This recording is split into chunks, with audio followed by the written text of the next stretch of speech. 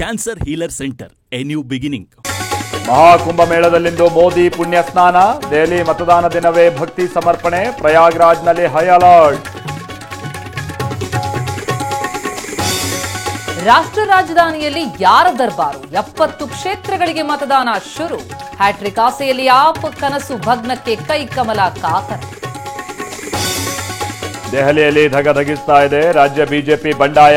ರಾಜ್ಯಾಧ್ಯಕ್ಷರನ್ನ ಬದಲಿಸೋದಾಗಿ Yatnal team ಶಪಥ. ಇವತ್ತು ವಿಜಯೇಂದ್ರ ಬಣದ ಮಹತ್ವದ ಸಭೆ.